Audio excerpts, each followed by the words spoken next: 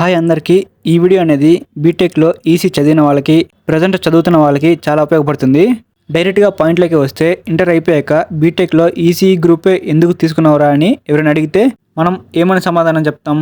EC group తీసుకోవడం వల్ల ఇటు సాఫ్ట్వేర్ సైడ్ వెళ్ళొచ్చు, అదేవిధంగా హార్డ్వేర్ సైడ్ వెళ్ళొచ్చు అని చెప్తాం.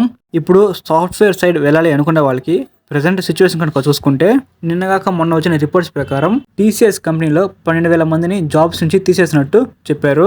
ఈ ఒక్క కంపెనీ కాదు, ఇంకా చాలా కంపెనీల నుంచి తీసేస్తున్నారు ఏఐ వల్ల. మన ఈసీ స్టూడెంట్స్కి సాఫ్ట్వేర్ సైడే కాకుండా హార్డ్వేర్ సైడ్ కూడా మంచి జాబ్స్ అనేవి ఉన్నాయి.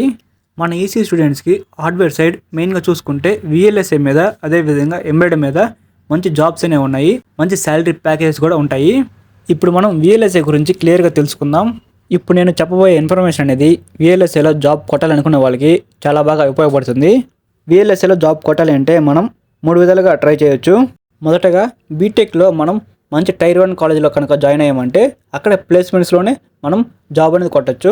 ఇంకా రెండవది, బీటెక్ చేసిన తర్వాత ఎంటెక్ చేశాక ఎంటెక్ మీద ప్లేస్ అవ్వచ్చు. ఇంకా మూడవది, బీటెక్ కాలేజీలో ప్లేస్మెంట్స్లో జాబ్ రాకపోయినా, లేదా ఎంటెక్లో ప్లేస్మెంట్స్లో జాబ్ రాకపోయినా విఎల్ఎస్ఏ ట్రైనింగ్ అనేది తీసుకొని మనం విఎల్ఎస్ఏలో జాబ్ అనేది సాధించవచ్చు.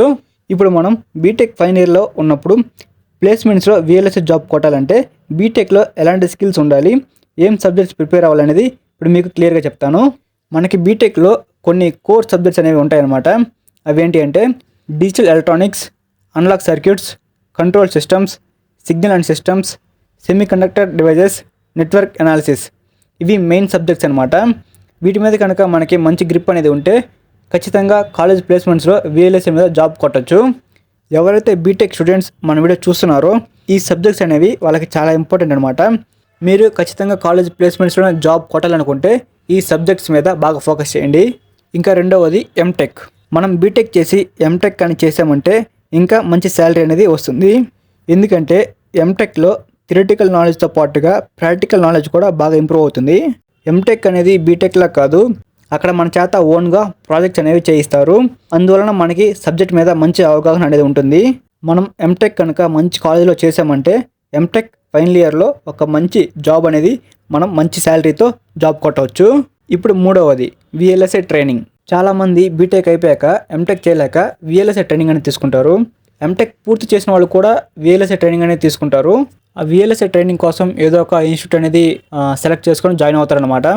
విఎల్ఎస్ఏ ట్రైనింగ్ తీసుకోవాలనుకున్న వాళ్ళకి మన హైదరాబాద్లో, బెంగళూరులో చాలా మంచి ఇన్స్టిట్యూట్స్ అనేవి ఉన్నాయి. ఏదో ఒక మంచి ఇన్స్టిట్యూట్ చూసుకొని జాయిన్ అవ్వండి. మనకి విఎల్ఎస్ఏ ట్రైనింగ్ అనేది చాలా డొమైన్స్ మీద ఉంటుంది. మనకి ఏ డొమైన్ తీసుకోవాలనేది చాలామందికి తెలియదు. ఇప్పుడు నేను చెప్తాను, జాగ్రత్తగా వినండి. విఎల్ఎస్ఏలో డొమైన్స్ వచ్చేసి మెయిన్గా design verification engineer, physical design, DFT, analogue layout, RTL designer. ఇవి మెయిన్ అనమాట విఎల్ఎస్ఏ మీద. వీటిలో ఏ డొమైన్ తీసుకుంటే మంచి శాలరీ వస్తుంది, ఏది తీసుకుంటే మన ఫ్యూచర్ బాగుంటుంది అనే డౌట్ చాలామందికి వస్తుంది. మీరు ఏ డొమైన్ తీసుకుంటే మీకు సెట్ అవుతుందో చెప్తాను, జాగ్రత్తగా వినండి. మీకు కనుక కోడింగ్ మీద మంచి అవగాహన ఉంటే, కోడింగ్ చేయగలను అనుకుంటే డిజైన్ వెరిఫికేషన్ ఇంజనీర్ లేదా ఆర్టీఎల్ డిజైనర్ ఇవి రెండిట్లో ఏదైనా ఒక డొమైన్ తీసుకోండి. కోడింగ్ మీద అవగాహన లేని వాళ్ళు రిమైనింగ్ డొమైన్స్లో ఏదో ఒక డొమైన్ తీసుకోండి. ఇప్పుడు ట్రైనింగ్ తీసుకున్న తర్వాత జాబ్స్ ఎలా కొట్టాలి అనేది క్లియర్గా చెప్తాను, జాగ్రత్తగా వినండి.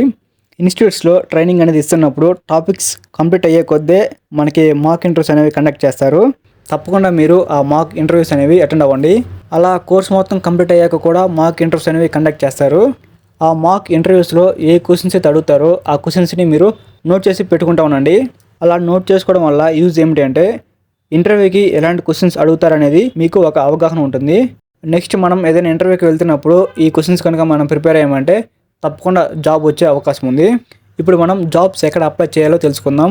కొన్ని పెద్ద పెద్ద ఇన్స్టిట్యూట్స్లో వాళ్ళే ప్లేస్మెంట్స్ మనకి ప్రొవైడ్ చేస్తారు. అక్కడే మనకి మ్యాక్సిమం జాబ్ అనేది వచ్చేస్తుంది. లేదంటే నౌకరీ, లింక్డ్ఇన్ ఈ ప్లాట్ఫామ్స్లో మన ప్రొఫైల్ అనేది అప్డేట్ చేసి మనం ఎప్పటికప్పుడు జాబ్స్ అనేవి సెర్చ్ చేస్తూ ఉండాలి. నా సైడ్ నుంచి నా యొక్క సజెషన్ ఏమిటంటే విఎల్ఎస్ఏ ట్రైనింగ్ జాయిన్ అవ్వాలనుకున్న వాళ్ళకి ఎలానా జాయిన్ అవుతున్నాం కాబట్టి మంచి ఇన్స్టిట్యూట్ చూసుకొని ప్లేస్మెంట్స్ ఎక్కడ ప్రాపర్గా ఇస్తారో తెలుసుకొని అవునా జాయిన్ అవ్వండి. ఒక మంచి ఇన్స్టిట్యూట్లో కనుక మనం జాయిన్ అయ్యామంటే అక్కడే మనం ప్లేస్మెంట్స్లో జాబ్ కొట్టచ్చు. ఇప్పుడు ఇంపార్టెంట్ పాయింట్లోకి వస్తే విఎల్ఎస్ఏ సైడ్ శాలరీ ప్యాకేజెస్ ఎంత ఉంటాయి అనేది తెలుసుకుందాం. శాలరీ గురించి క్లియర్గా ఎక్స్ప్లెయిన్ చేస్తాను, జాగ్రత్తగా వినండి. ఇప్పటి వరకు నేను 3 స్టేజెస్లో ఎక్స్ప్లెయిన్ చేశాను కదా.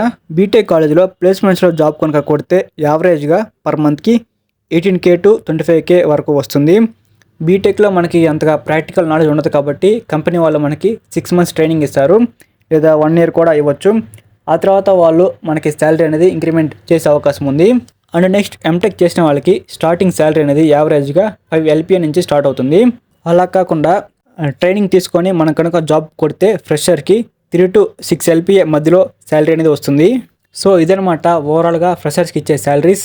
మన ఈసీ స్టూడెంట్స్కి అండ్ అలానే త్రిబుల్ స్టూడెంట్స్కి నేను చెప్పేది ఏంటంటే బీటెక్ అయిపోయాక సాఫ్ట్వేర్ సైడే చూడకుండా మన హార్డ్వేర్ సైడ్ కూడా చూడండి, మంచి ఫ్యూచర్ అనేది ఉంటుంది. ఈ వీడియో అందరికీ అర్థమైందని అనుకుంటున్నాను. మీకు ఏమైనా డౌట్స్ ఉంటే కింద కామెంట్ చేయండి. అలానే మీ ఫ్రెండ్స్లో కావచ్చు, మీ ఫ్యామిలీ మెంబర్స్లో కావచ్చు ఈసీ స్టూడెంట్స్ కనుక ఉంటే ఈ వీడియోని వాళ్ళకి షేర్ చేయండి, వాళ్ళకి చాలా యూస్ఫుల్ అవుతుంది. ఈ వీడియో కనుక మీకు నచ్చితే ఈ వీడియోకి లైక్ చేయండి. డైలీ ఇలానే ఎడ్యుకేషన్ గురించి లేదా జాబ్స్ గురించి తెలుసుకోవాలంటే మన ఛానల్ని సబ్స్క్రైబ్ చేసుకోండి. ఈ వీడియో ఇంతటితో ముగిస్తున్నా. నేను మీ సునీల్.